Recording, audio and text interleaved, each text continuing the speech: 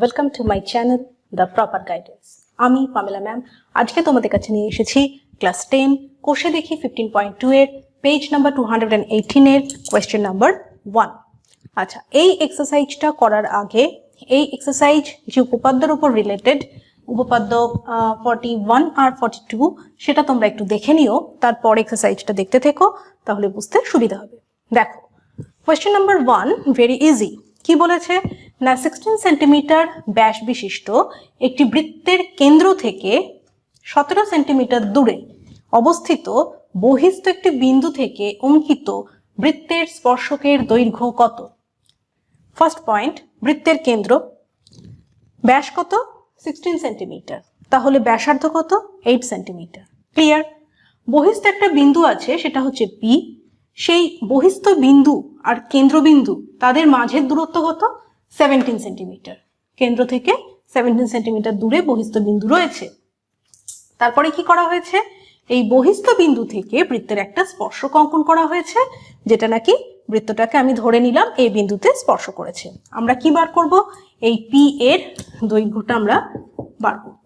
ওকে, তো দেখো, যেহেতু বৃত্তের ব্যাস 16 সেন্টিমিটার, সুতরাং বৃত্তের ব্যাসার্ধের দৈর্ঘ্য হচ্ছে 8 সেন্টিমিটার।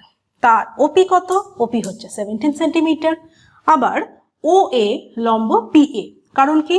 কারণ এই যে বললাম প্রিভিয়াস উপপাদ্য আমরা শিখেছি, তাতে আমরা শিখেছি যে কেন্দ্রবিন্দুগামী স্পর্শবিন্দুগামী কোনো ব্যাসার্ধ যদি থাকে, সেই স্পর্শবিন্দুগামী ব্যাসার্ধ বৃত্তের ওই স্পর্শকের ওপরে স্পর্শ বিন্দুতে কি করবে? 90 ডিগ্রি অ্যাঙ্গেল তৈরি করে, অর্থাৎ ও এ লম্ব পি এ। তাহলে দেখো, যদি এটা সমকোণ হয় সেক্ষেত্রে এই যে ও এ পি যে ত্রিভুজটা পাচ্ছি সেটা কি ধরনের ত্রিভুজ? সমকোণী ত্রিভুজ। তাহলে সমকোণী ত্রিভুজের ক্ষেত্রে পিথাগোরাসের সূত্র কাজে লাগিয়ে আমরা কি লিখতে পারি? আমরা জানি যে P A square equals to OP square plus O A square হবে। তাহলে ডাইরেক্ট আমার কি দরকার? পি এর ভ্যালু দরকার। তাহলে আমি কি লিখছি? P A equals to square root of OP square minus O A square. Value বসিয়ে দাও। আমরা জানি এটা 17, এটা 8, তো 17 এর স্কোয়ার করলে হয় 289 মাইনাস 64 ইকুয়ালস টু হচ্ছে কত? Root over of 225, that is 15। Square root করলে আমি কত পাচ্ছি? 15 সেন্টিমিটার। তো বৃত্তের স্পর্শকের নির্ণেয় দৈর্ঘ্য 15 সেন্টিমিটার। আনসার পেয়ে গেলাম।